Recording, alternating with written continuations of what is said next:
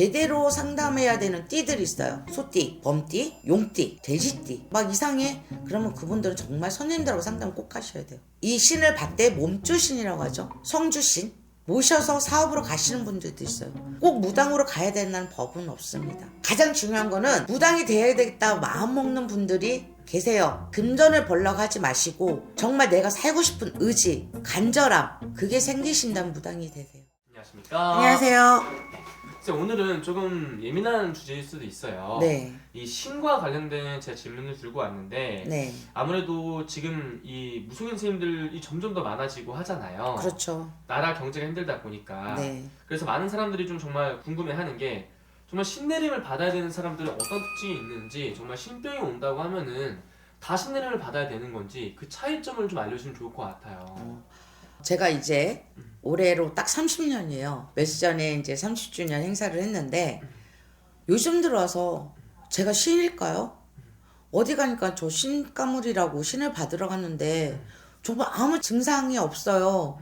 뭐 그렇다고 눈에 보이는 것도 없고 느껴지는 것도 없고 꿈을 잘 꾸는 것도 없는데 제 사주는 저한테 신을 받아야 된다고 해요라는 분들이 되게 많이 오시거든요. 저는 그때 이럽니다. 도나게나 신 받으면 우리나라 반 이상이 무당해야 된다고. 대한민국 사람이라면 아니 전 세계 사람이라면 30% 20%는 촉은 다 있어요.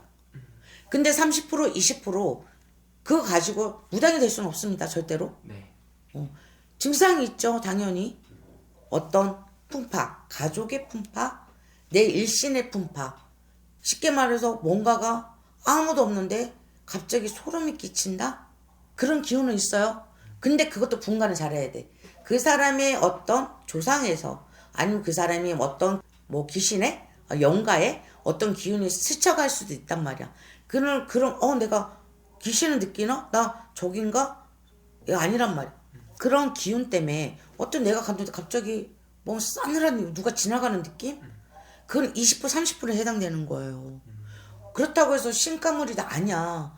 뭐 귀신을 본다? 가해 눌리는 거예요. 근데 피하지 마. 그 중에서 그런 기운을 느끼는 띠 중에 한번 선생님들하고 제대로 상담해야 되는 띠들이 있어요. 소띠, 범띠, 용띠, 돼지띠. 이분들은 그런 기운이 많을수록 많다. 이상해. 막 이상해. 그러면 그분들은 정말 선생님들하고 상담 꼭 하셔야 돼요. 거의 이게 통계학은 아닌데 무당인 선생님들을 보면 그 띠들이 가장 많으세요. 우리 12띠 중에 네. 12가지 띠가 있잖아요. 네. 그 띠 중에 그래도 신의 가물, 조상의 가물이 많은 분들이 주로 그 띠야. 그 띠. 그러니까 그런 분들은 많은 상담을 좀 받아보시는 게 좋고요. 그리고 1차적으로 내 몸이 아픈 게 아니에요. 집안이 희한하게 안 돼. 그 다음에 누군가 자꾸만 돌아가셔. 그리고 세 번째가 마지막이 본인이에요. 본인이 무인도에 갇히는 격이야. 주변인들이 다 떠나고 뭔가가 자꾸만 내가 갇히는 이런 분들은 거의 80%가 신가물이죠.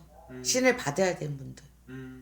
근데 이 신을 받는다는 것도 여러 종류가 있습니다. 사실. 어떤 선생님들은 눌림굿이라는 게 없다. 어떻게 신을 눌러가냐? 그런 말씀하시는 선생님들도 계세요. 그분들 틀렸다고 할 수는 없습니다. 왜? 선생님들마다 알려주신 할아버지 할머니가 다 틀리시니까 어떤 게 정답이라고 할 수는 없습니다. 사실. 근데 사업으로 가실 수 있는 이 신을 받대 몸주신이라고 하죠. 성주신 모셔서 사업으로 가시는 분들도 있어요. 꼭 무당으로 가야 된다는 법은 없습니다. 정말 안 되는 분들, 정말 가야 되는 분들은 그 이상이 되겠죠. 꼭 무당이 돼야 된다, 가야 된다 그런 법은 없어요. 정확한 상담을 하시는 게 제일 정확하지만 절대 이거 때문에 도망가지 마시고 부딪히세요. 상담을 정확히 받으시고 진단을 정확히 받으셔서 가시는 게 옳은 거예요. 그리고 어디 갔는데 내가 신가물이다. 그 말 들었어. 바로 결정하지 마세요. 적어도 3군데는 다니세요. 선생님들하고 3군데는 상담하신 다음에 결정하셔도 늦진 않아요. 가장 중요한 거는 네. 무당이 돼야 되겠다 마음먹는 분들이 계세요. 그분들은 금전을 벌려고 하지 마시고 정말 내가 살고 싶은 의지, 간절함 그게 생기신다면 무당이 되세요. 신의 제자가 되세요. 보통 너무 어려워, 힘들어, 뭐를 해도 안 돼. 그런 분들이 신을 많이 받으시는데 금전 때문에 신 받으면 절대 안 됩니다. 살고자 하는 의지, 내 가족들이 행복해졌으면 좋겠다는 마음, 간절함, 그런 마음이 있어야지만 가능합니다. 여러분, 금전 때문에, 돈 때문에 도망가고 싶어서 어떤 환경에서 도망가고 싶어서 무당이 된다고 마음먹은 분들은 절대 무당하지 마세요. 내가 살고자 한 의지, 네. 정말 나 때문에 내 가족 힘들다면 그때는 생각해 보세요.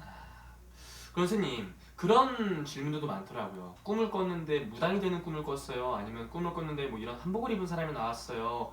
뭐 무당집에 가는 꿈을 꿨어요. 이런 여러 가지 꿈으로 이런 뭐 증상이라든지 이런 게 나타나는 분들도 많은 것 같은데 네. 그런 것들도 하나의 이런 내가 신뢰를 받아야 되는 징조라든지 증상일 수 있는 건가요? 아닐 수도 있습니다.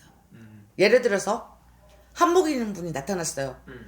어떤 조상에서 할머니가 너가 오늘 나가면 안 좋은 일이 있을 수도 있어 예지를 주시는 것도 있어요. 무당이 되라고 알려주신 게 아니야. 그 심지어 어떤 분은 작두 타는 꿈도 꿔요. 일반인이. 네.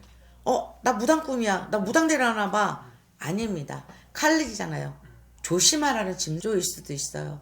그거는 그런 꿈을 꿨다 겁먹지 마시고 본인이 원하는 선생님하고 상담을 해보시면 됩니다. 알겠습니다. 마지막 선생님 이 영상을 보시는 우리 분들한테 한 말씀 더 해주시면서 마지막 인사 부탁드리겠습니다. 네. 여러분 무당은 정말 하늘에서 점지해 주십니다. 어떤 촉이 좋아 뭐가 좋아 무당되는 거 아닙니다. 그리고 절대로 내가 돈을 벌고 싶어서 무당은 되지 마세요. 살고자 하신 분들, 정말 너무 지치신 분들, 삶에 그런 분들 정확한 선생님들하고 상담하시고 그리고 결정하세요. 그 힘든 역경은 분명히 있습니다. 평범한 사람도 힘든 역경이 있습니다. 잘 현명하게 넘기시고 좋은 결정하셔서 가신다면 내 얼굴에 항상 미소가 있을 수 있고 내 가족도 내 주변 일도 다 행복해질 수가 있습니다. 너무 상처받지 마시고요.